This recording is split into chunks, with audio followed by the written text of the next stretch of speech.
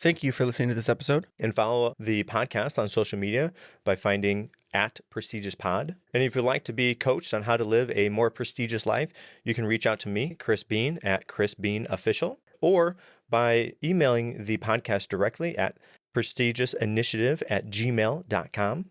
Lastly, sign up for our newsletter either through social media or on our website. This is the Prestigious Initiative. Welcome. I'm Chris Bean. Today we're going to be diving into the interconnectedness between business success and personal fulfillment with a very special guest, Stephan Szugat. Stephan is the author of Interconnected Success, Mastering the 7 Key Areas of Impact in Your Business and Life. If you've ever felt stuck or overwhelmed in business, or you've wondered how to balance work with inner happiness, this episode is for you. Stephan, welcome to the show. Yeah, thanks, Chris, for having me. It's wonderful to be here. Wonderful, yeah. So can you start by telling us a little bit about who you are and what brought you with us today? So I am located in Germany. I had been starting my business journey as a freelance accountant. And after that, I got into interim management for finance and accounting, which is basically renting a manager for a specific time or specific topic. And even so, I was the numbers guy. With the time, I realized that I wasn't speaking with my clients that much about the numbers anymore, right? So they asked me about feedback, about what their visions had been, or what what I can do about specific things like strategy. And so I realized, well, I'm much more coaching than I talk about numbers. The numbers still have been relevant, right? Because that's something business is about. So I decided, well, let's dive into coaching. So why not? It's a natural next step.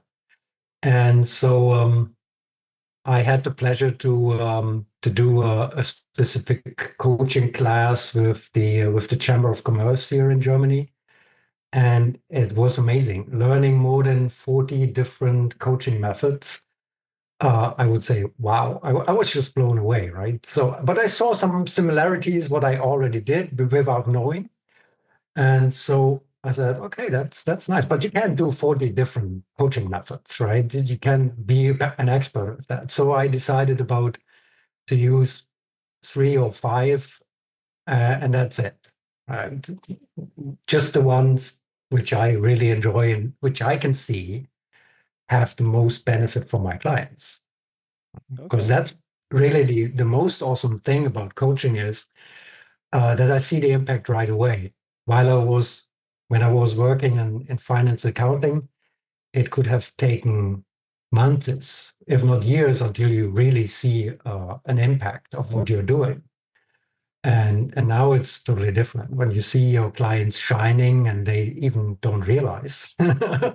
You just say, hey, you look much better than before we started the session. That's something I said, okay, that seems a good thing, right? So that's where I'm coming from.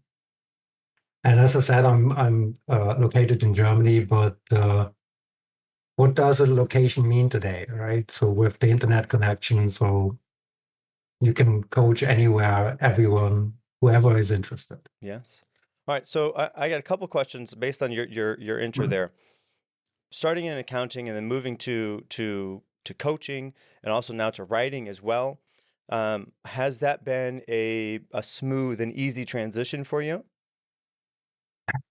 I wouldn't say. Well, it had its challenges. Let's say it that way. So as I just mentioned, I started as a freelance accountant, right? And most businesses I worked for, they asked for my help in the first 1.5 week of a month, right? And then I was wondering, what the heck I'm doing the next 2 weeks. So I started getting into helping businesses writing business plans or do specific analysis for them, right? From a finance account, an accounting perspective.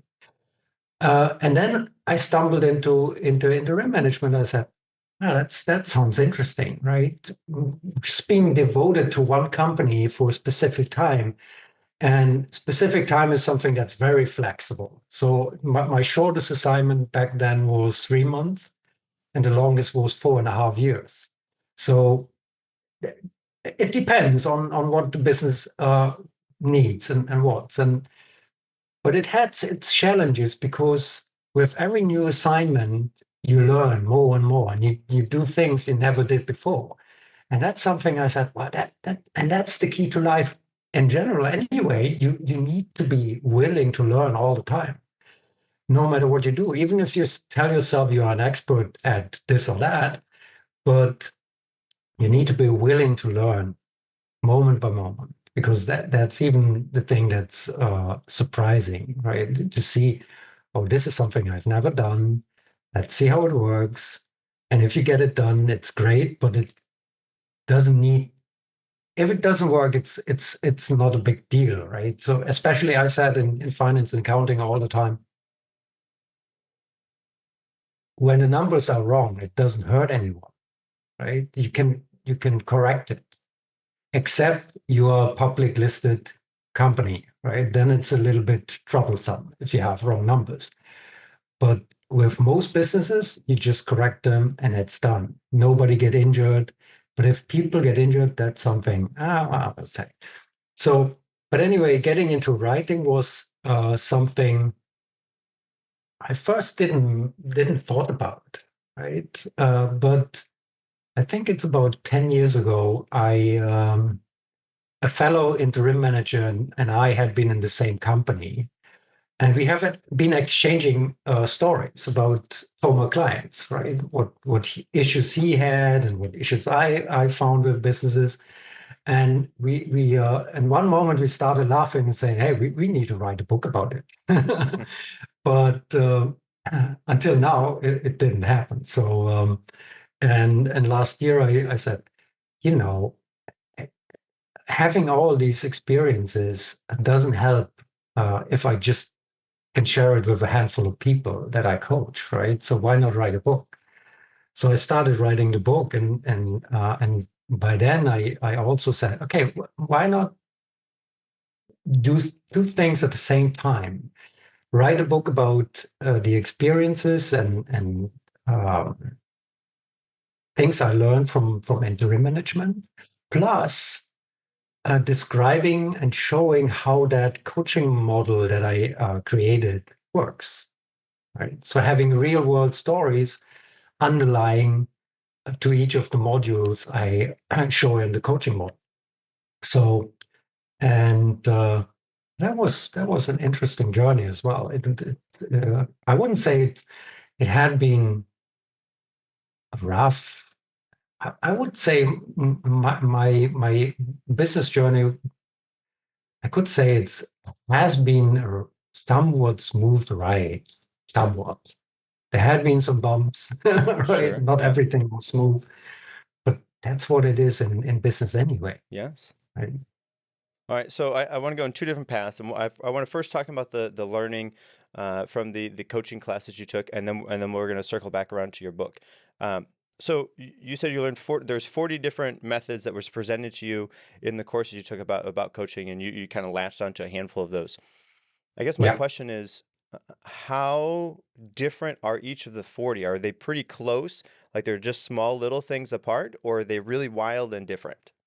It well, it's both. Yeah, Mm-hmm. you have some they are really close together. Yeah, but with a slight different perspective. And then you have other methods that are really far away, and you think, okay, should that going to help my client? But it does, right? Because the coaching methods, the most important thing about coaching methods is to allow the coaching client to gain new perspectives. Mm-hmm. And it doesn't matter if it's off topic or far away, that idea, that method, or if it's something that's really simple.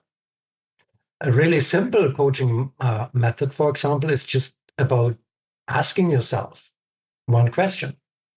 Uh, what what could I do about something specific?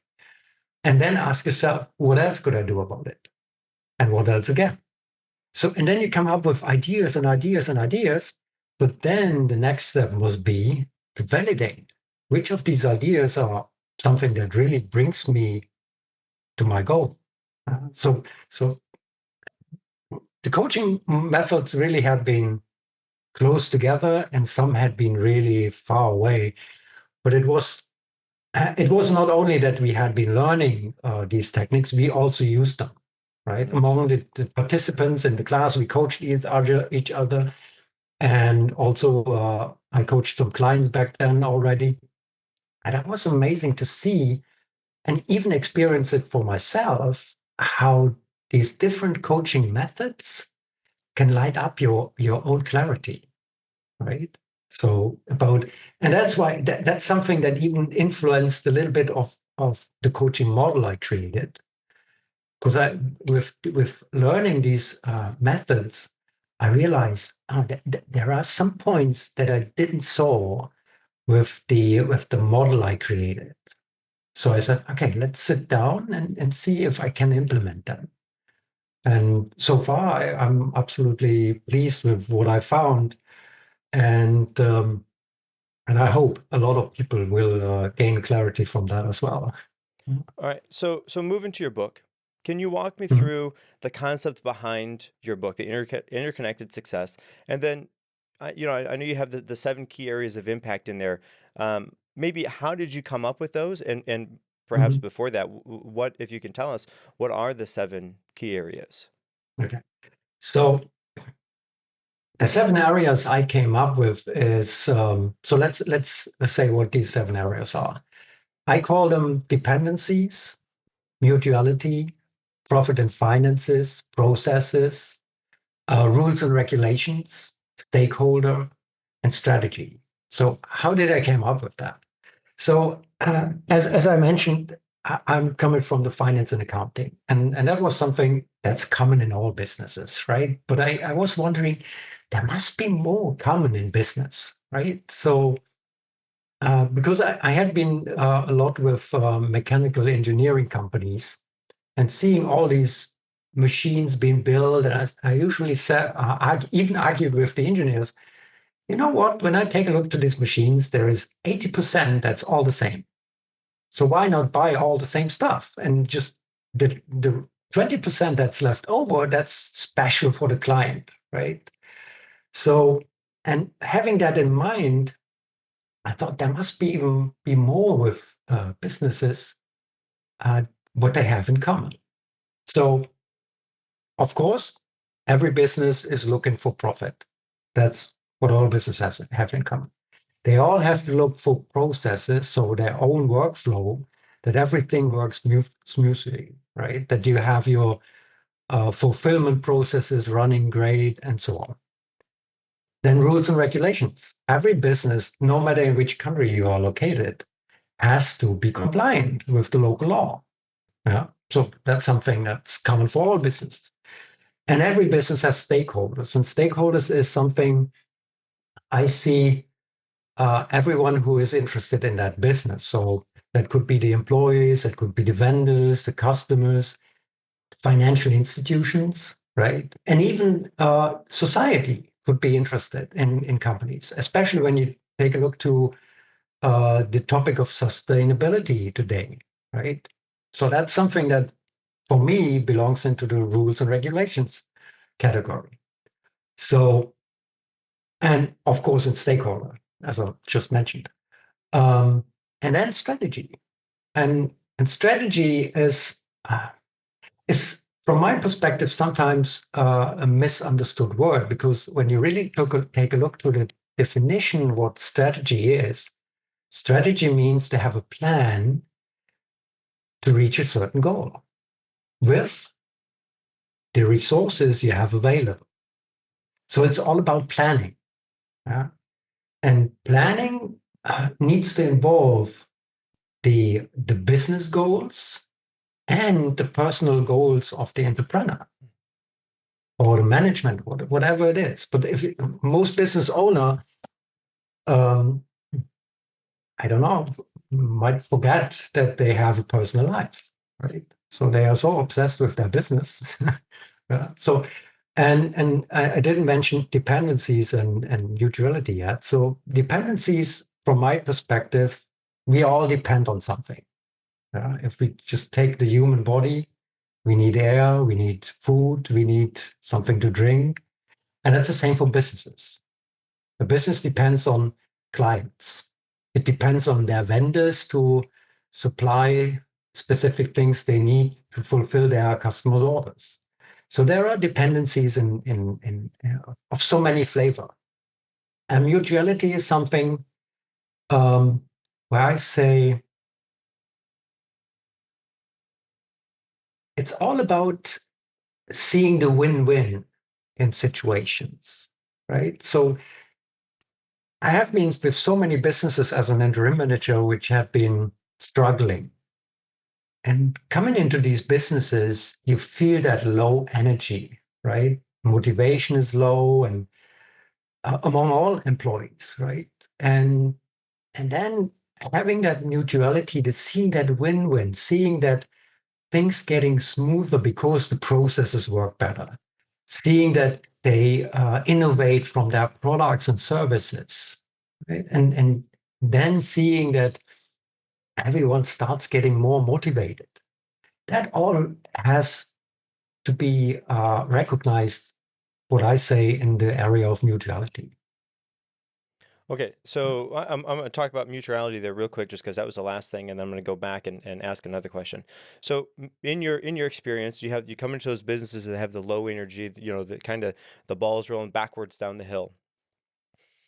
Do you find that once you can start a little bit of forward momentum, then that, like, you get those easy wins, you start the processes, things start to smooth out a little bit, then the energy of the business, of the people working there, that starts to improve. Yes? Yeah. Yeah, yeah, Okay. absolutely, absolutely.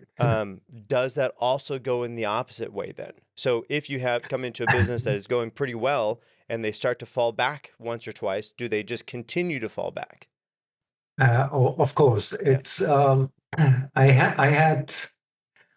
I only had, I think, one or twice this experience that I entered a company where they said the working climate is getting worse and worse, Mm. right? So, and having been there, it was no surprise to me because the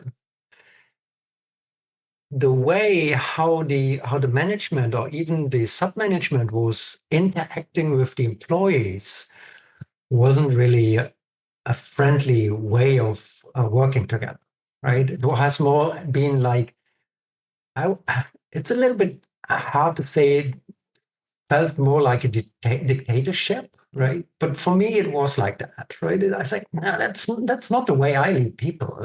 You can't do that, yeah, because everyone, even the employees at the workflow, they know what they do. Yeah, they are experts at what they do, and you don't need to tell them everything they need to do anytime. So you have to have more trust. But if you come from a place where you micromanage, there's no trust, and that's something people feel, and then that drains all the motivation. Yes. So that's it. It goes in both directions. Now, and of course, we are people outside of the business. Like you talked about, that person that starts the business, they have a real life too. Sometimes they forget that along the way, but they really do have that real life outside of business. With this Yeah. concept of winning and continue to winning, or losing and continue to lose, uh, how much overspill does that have into the personal life? So if your personal life is falling backwards down the hill, then I'm going to assume your business is going to likely fall backwards down the hill. But if you can have some wins in your personal, then your business is going to be climbing. Absolutely. So, and that's what I say is even part of dependencies of the area dependencies, right? Your business depends on your emotions, Mm. on your motivation. If you love what you do, then it will probably have a higher energy, and the chances that you succeed are much higher. But what I have seen in businesses is, as I said, I had been with so many struggling businesses, and you can't uh, completely separate yourself from the emotions, right? For example, I remember one CEO who was telling me he had slept so bad the last couple weeks because the business was struggling that much, right? We have been looking for new orders and nothing really came through for, I don't know, months, right? So, but on the other hand, that was not a bad thing, and it was not an abnormal thing because they sold machines from 1 million upwards, right? So they had been expensive machines. But that was something he said, I have never had that. And he felt like he was draining the energy. So we had been talking about what he can do to to bring up his own energy so everyone in the business feels that there is this movement forward. And I just simply asked him, what is it that you love doing? And he said he was jogging every morning, and he didn't do that for months because he thought he didn't have the time. And he was enjoying riding his motorcycle. And I said, okay, so you know what you do from tomorrow? You go jogging every morning again. Because I hate seeing you that way, right? And on this weekend, you take your motorcycle for a nice tour, right? So, and he did, and you could see that he changed, right? He was changing every day, right? And that also brought the company up again. The people in the business saw, oh, our chief executive is getting more motivated again. So everyone was looking for new opportunities, right? And what happened? New orders came in, Right. right? So even these things, you wouldn't say, well, that has nothing to, they are not connected, right? Because normally they had a lead time of 12 to 18 months until they sold a machine, right? But it could have been that we had to wait another 3 or 6 months. New orders came in. But out of nowhere, well, they progressed. Mm-hmm. So yes, I see there is a lot of interconnection between the energy that everyone brings into the business, but especially the entrepreneur or the management. Yes. Now, okay, so going back to your book, you have the seven key elements there. Let's see, are they in a hierarchical structure? So do I work on the first area first and then the second area second and so on, or does that matter? Well, you can do that, but that's not needed. So the book also has a little assessment tool. I call it the measure wheel, where you just judge yourself on a scale from 1 to 10, where you're at in a specific area. You just measure yourself in the 7 areas, and then you pick the one which has the lowest number. Mm. Yeah. But and you work on it, of course. You work on it. Because even if a business is running low on profit or has troubles with their finances, and maybe you find that the lowest category is stakeholder, you may wonder, what the heck are stakeholders helping me with my profits and finances, right? But that could be a tremendous thing, right? Especially when you think about stakeholders, could be the business owner, financial institutions, or even government institutions that support you with new businesses, right? They might help you finance new projects or something. So sometimes it might be not logic what comes out of it, but it makes sense when you go through it and go deeper into it. And that's the most important thing about the coaching model, is to really dig deep into the areas where you have the lowest number. And the aim isn't to bring all these 7 areas into balance. That won't happen, right? Because if you aim for it, you might happen one moment that you have it, but the next day it might not be the case anymore. So it it should be and is a tool to have clarity what's most important right now for the business. And that could change. Hey everyone, it's Chris Bean here from the Prestige Initiative. If you're looking to level up your life and unlock your full potential, I've got some exciting news for you. My recent guest, Joel Gandara, has an incredible program called 31 Days to Become a Better Man. Joel has packed years of life-changing insights into this easy-to-read book, guaranteed to help you rethink your shortcomings and redefine what it means to be a man in today's world. But that's not all. Joel also offers powerful one-on-one sessions and group classes to guide you on your journey. And he has a special offer for the Prestige Initiative listeners. You can get $19.99 off the program when you use code PRESTIGIOUS at checkout. Don't wait. Take your first steps towards becoming the best version of yourself today.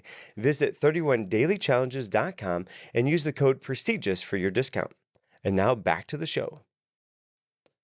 I really like the idea of having a self-assessment, and then what that does is like you said, then that gives the reader an opportunity to dive into whatever that area is that's most important to them at the moment.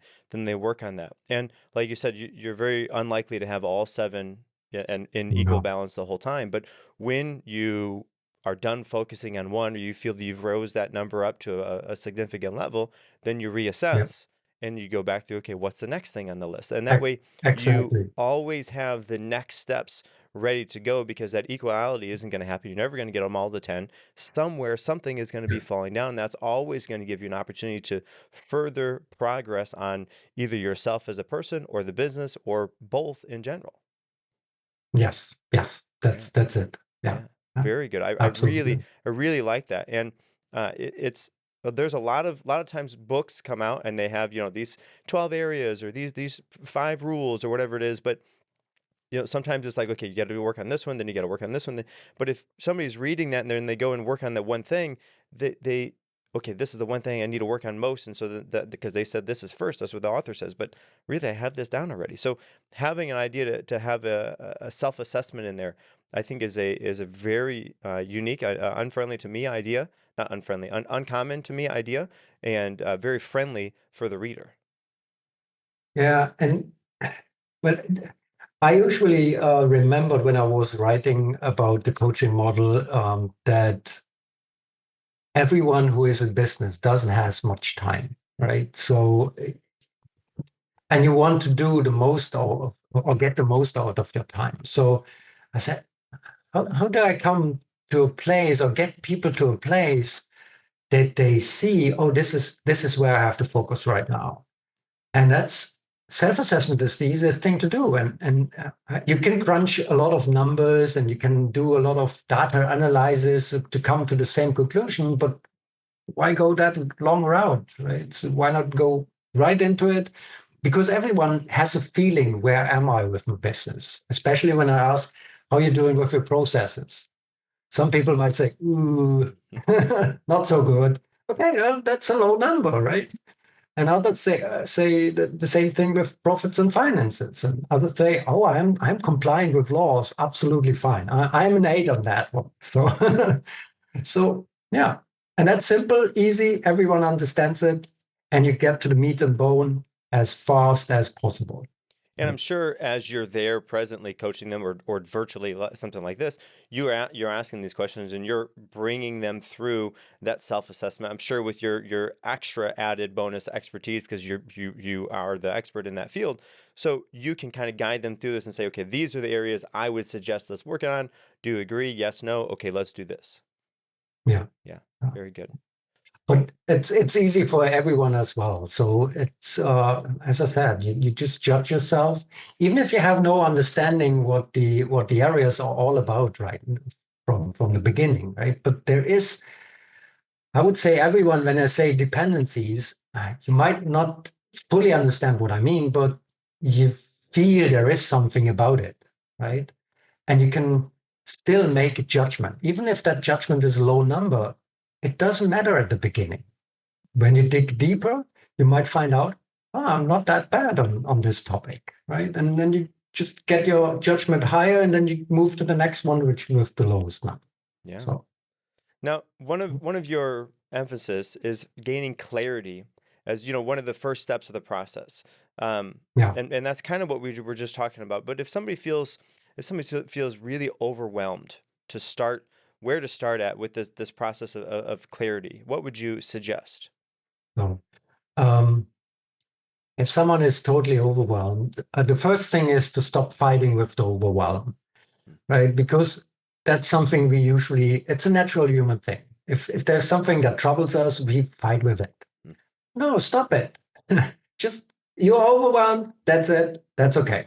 So the next step is to ask yourself, what is it that I want, or what is it that I need to do? Yeah. So the one thing is the goal. Where do I want to go from here? What is the aim of what I'm doing? When it comes to business, everyone wants to have a flourishing business, right? But on the other hand, the question must be, what is it that's most important right now about this business? Yeah. And a lot of people think about revenue and so on right at the first thing. That might be right, yeah, but it might also be wrong because you can't push someone to buy from you. You can just build trust and see what comes out of it, right? So the first thing really is to find out what is it that I want, and then be clear what is the first step into that direction. And from that direction, and it could be different things, right? So having clarity of what I want, and then writing down what could be possible ways to get there, right? And then the third and last thing is to really find out which of these ideas someone has written down makes the most sense, or which is the one which seems to have the biggest impact, right? So, and then taking action on that. Even if it's something that you say it's, I don't know which action I should take. Well, just search the web and see what ideas come up. Uh, there are so many. I don't have all the answers as well. I take a look to the internet so many times. I said, "Oh, how could I do this one?" So there are so many ways of marketing today. Nobody had thought about 10 years ago, mm, right? Because they haven't been invented, right? So taking action, that's the last, but one of the most important things as well. Yeah, clarity doesn't help you if you don't take action. mm. Yeah. So yeah, that's what I would say. And it, Accept the overwhelm. Yeah, well, go I was ahead. gonna Yeah. say, it sounds like, so with that clarity action plan, there's a little bit of visualization in there too, and then with that visualization helps to come in with the actions, the steps that you have to take in order to reach that vision that you created for Yes, yourself. absolutely, absolutely. Yeah. Yeah, yeah. Now, Because that's how our mind works, right? We if we think about our goal, we immediately have a picture in mind. mm, That's your vision. Yeah. yes, and I think the more specific and detailed and vivid we can make that vision, the easier it is for us to achieve that. And from my understanding is because our mind can't always tell the difference between reality and something that we think about. And I know this is true because I have everybody has done this, but my wife sometimes will wake up and be mad at me because of something I did in her dream. And if that vision of myself in her dream can allow her to be mad at me for whatever it is that I supposedly did, or vice versa, or however that works, everybody I'm sure has experienced that, then we know that the vision, the how we visionary or how we can visualize something is so important because that Yeah. everybody's been aware that that happens. And if we can Yeah. visualize that, then our brain blurs the lines between what happened or what is going to happen and what we thought was going to happen. And if we can continue that in a positive motion, in a Yeah. positive way, then we're kind of tricking our brain in order to be able to succeed more. Now, of course, the opposite is true. If we Yeah. think that we can't do something, then more often than not, we're not able to because we tell ourselves Yeah. that we're not able to. The brain is so powerful in that regard. It is. It is. It is. And that's the trouble with feeling overwhelmed, right? Mm, So that can really block yourself from taking action because you have this feeling of, oh, what will I do? What should I do? And then you get bombarded with so many different ideas And you say, okay, now I'm even more overwhelmed, right? Because everyone tells me do this, do that, do this. No, don't do this. Do this instead. Doesn't help you, right? You have to calm down by yourself. And that's why I say accept the overwhelm first. Stop fighting with it. And then focus on what you want, no matter what others say, right? It's okay to have an expert telling you something, but still, it's your decision what actions you take or not. Yes. No. So, Now, one thing I can see is clear in your approach with the way that you blend business strategy along with inner happiness. And I guess my question is, where does that stem from? How did you know that that is so crucial for business success to find that inner happiness? um, yeah, how can I say that? So for me, it was always important when I got introduced to new companies for interim management assignments that I had a good uh, that the energy between me and the one who was hiring me was a good one, right? So I felt like, yeah, that could work. There was something inspiring from both of us, and especially when normally we had a short meeting, maybe a half an hour or something, and talked about business, talked about personal things, and And it was always a good thing for me to see that we had laughter once in a while, right? Even so, we didn't knew each other, but somehow something came up and everyone was laughing. And and that's something I said, okay, that's interesting. And there was only one time I ever, yeah, it was really one time I ever denied taking an assignment because the energy with the person who was hiring was kind of really bad, right? There wasn't any connection I felt, and I really felt like, oh, he's just looking for someone he can blame the problem solve, right? And that's not my job, right? I'm coming to help a business, not to be the one who be blamed, right? So even if you can do that, if I have left, but um, but there was the energy wasn't that good. So that's why I found, yeah, happiness is something that's really important, and I realized when you allow the employees you work with to to take responsibility. If you treating them right, I mean treating them with respect, right? Even so, they might have the lowest level in the business, but they still humans, and you have to respect that. And they know what they're doing, and and if you have laughter with them once in a while, it's absolutely amazing. Yeah, they will do everything for you, and everything for the business, and you don't even have to push them. And And that's why I said happiness uh, and business, they need to come together, right? So because if the energy is high, for example, if you are happy in your business and your employees are happy, your customers will feel that. And what do happy customers do? They buy more, right? Or more, or, or give you whatever, more referrals, or if they don't buy. So it is much higher energy, and from a higher energy, there can be only a win for everyone, Yeah. right?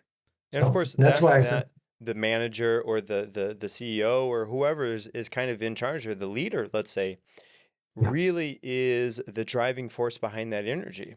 And if their yeah, managing style is such a way that they're uh, let's say forcing their subordinates to respect them because of the position they have, then that's gonna quickly fall apart.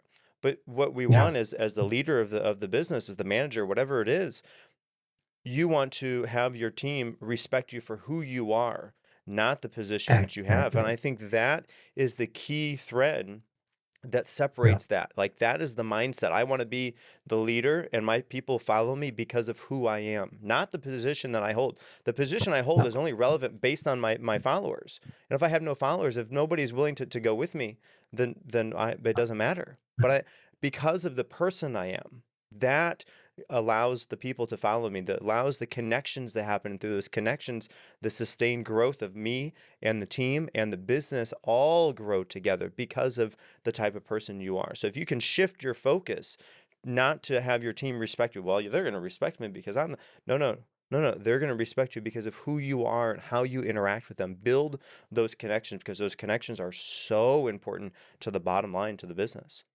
Yeah.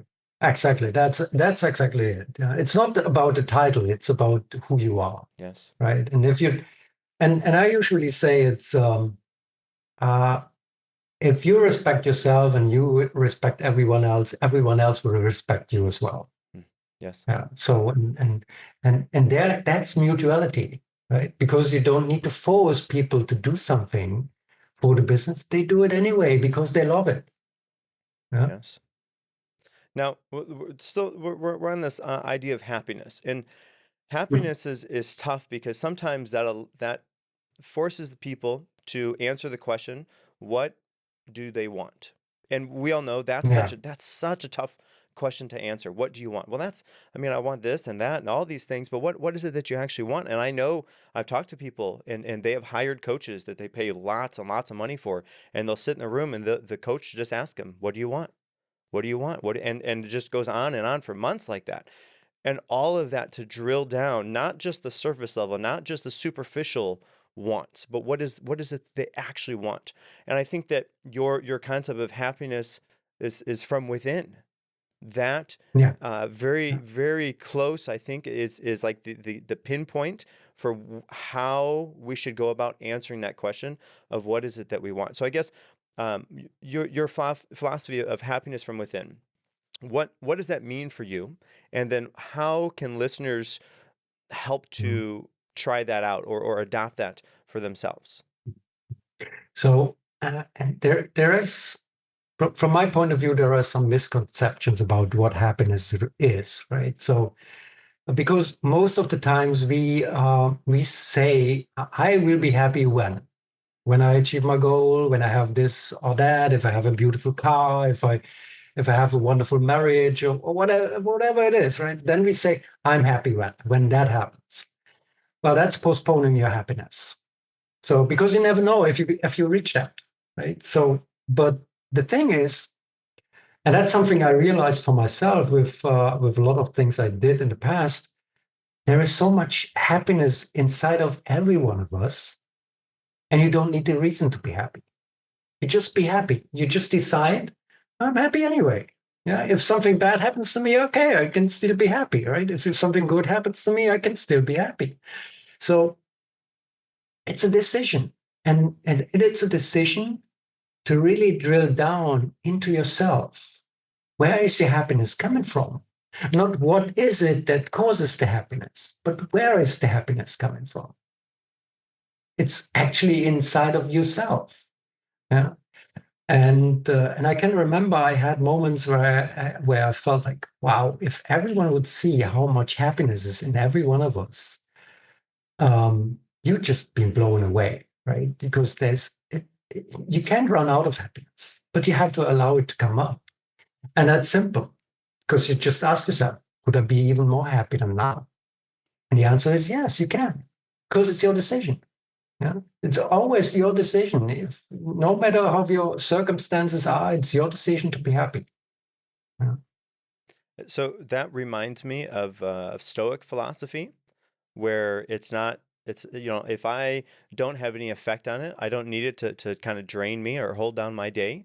But I really liked the shift of focus there to be happy. And absolutely, it's all about the mindset. If you can come at it with the right mindset, I can be happy right now and the next moment and the next moment. And oftentimes if we're delaying that happiness, oh, I'll be happy when. what happens then is we're focused on that one thing in the distant future that could and might happen, and we miss out on all the things that are happening right in front of us. And we overlook all Exactly. of that. And life then passes us by. It's like we're living on fast forward mode. Yeah, exactly. Yeah.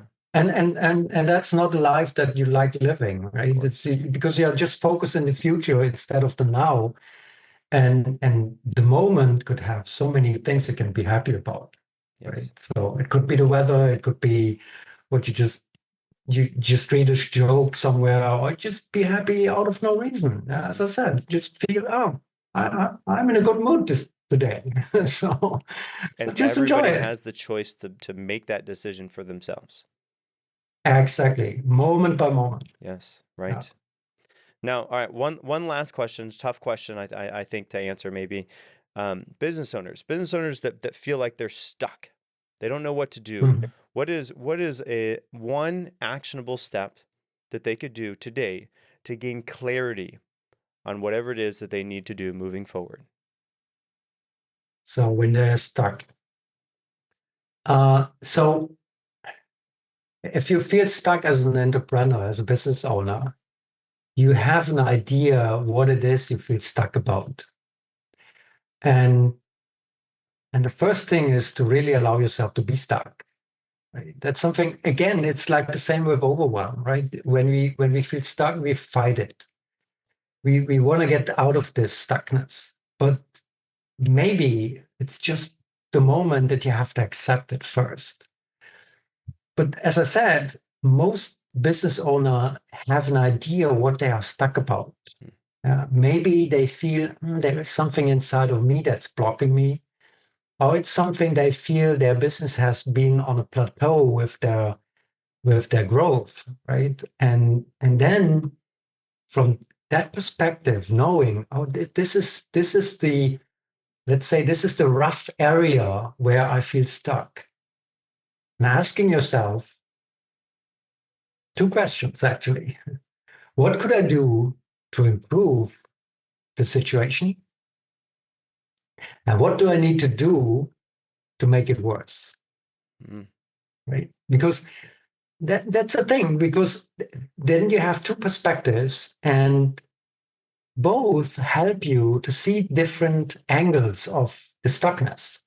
Yeah. And from there, you can uh, again start writing down things that come to your mind and then evaluate which of these things have the highest impact if I take an action on it. And maybe that dissolves the stuckness, very good. but you have to try. Yes. Well, Stephen, I got to say, thank you. Thank you so much. Your insights help to remind us that true success isn't just about profits and business growth, but it's also about finding fulfillment and being happy with every aspect of your life. And, Stephen, I want to say before we wrap up, do you have any key thoughts or final takeaways you'd like to leave our listeners with? Uh, I've said so much. I guess the key is really to be happy with what you're doing, and just allow yourself to be happy all the time, and really enjoy doing what you do. Love it. The more you love it, then there might be times where you feel it's not going the right direction, but just keep on going with it. Love it. Be happy. Decide to be happy. Continue, and that whatever holds you back will dissolve. And that's all I can say. Very good. Now, if our listeners Yeah. wanted to go to find out more about you, to get in contact with you, what would be the best way for them to do that? So if anyone likes to connect with me, you can find me on LinkedIn. And of course, they can take a look to my website, which is selfcoachings365.com. And if you're a member there, you have the opportunity to connect with me. So that's the easiest ways to connect with me. Very Yeah. good. Thank you. And to listeners, thank you. Until next time, remember, take action, stay focused, and make every day count.